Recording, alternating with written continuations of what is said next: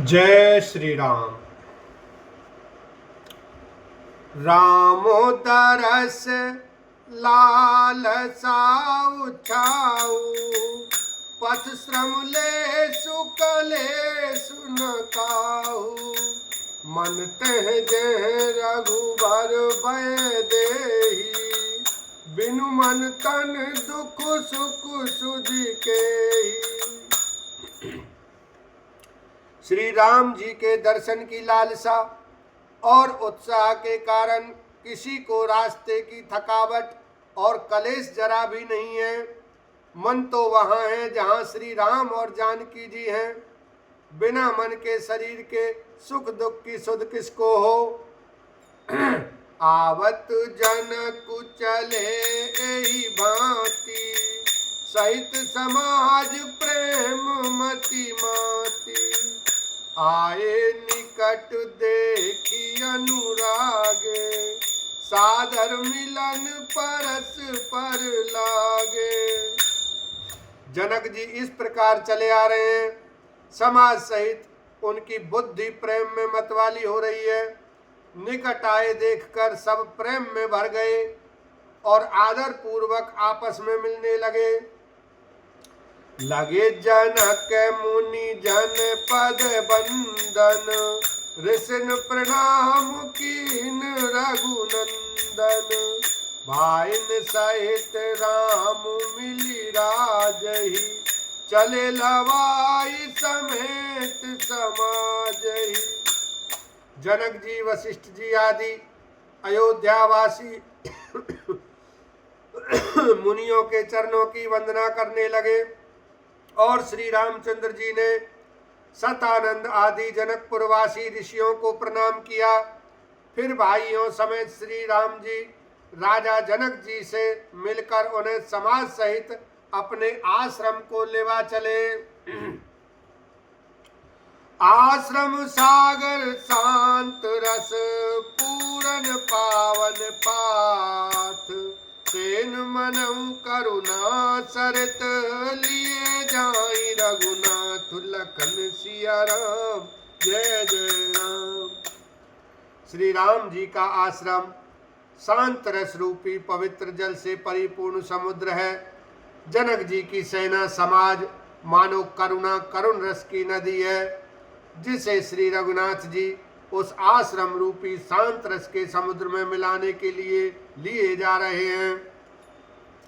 बोरती ज्ञान विराग करारे, बचन सशोक मिलत नज नारे। सोचो सास समीर तरंगा, धीरज तट तारुवर कर भंगा। यह करुणा की नदी इतनी बड़ी हुई है कि ज्ञान वैराग्य रूपी किनारों को डुबाती जाती है। शोक भरे वचन नद और नाले हैं जो इस नदी में मिलते हैं, और सोच की लंबी सांसें आहें ही वायु के झकोरों से उठने वाली तरंगें हैं जो धैर्य रूपी किनारे के उत्तम वृक्षों को तोड़ रही हैं। विषम विषाद तुरावती धारा, भय भ्रम भंवर अभर्त अपारा।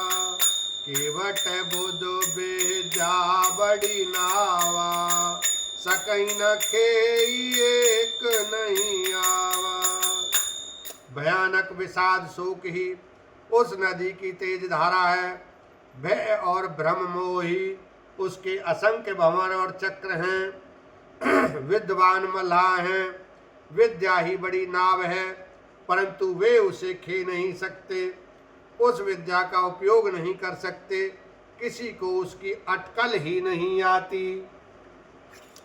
बनचर कोल की रात विचारे, थके बिलो की पथिक हारे। आश्रम उदद मिली जब जाई, मन उठे अम्बुदी अकुलाई। वन में विचरने वाले बेचारे कोल किरात ही यात्री हैं, जो उस नदी को देखकर हृदय में हार कर थक गए हैं। यह करुणा नदी जब आश्रम समुद्र में जाकर मिली तो मानो वह समुद्र अकुला उठा, खौल उठा। सो को बिकल दो राज समाजा, रहा न ज्ञान न धीरज लाजा। रूप गुणशील सराही, रोवहि शोक सिंधु अवगाही। दोनों राज समाज शोक से व्याकुल हो गए। किसी को न ज्ञान रहा, न धीरज और न लाज ही रही।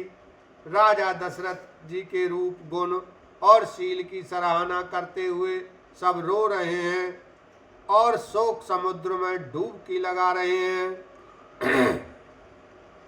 अवगाही शोक समुद्र सोचहि, नारी नर व्याकुल महा। दई दोष सकल सरोस, बोलहि भामु विधि कीनो कहा। सुर सिद्ध तापस जोगी, जन मुनि देखी दशा विधेय की।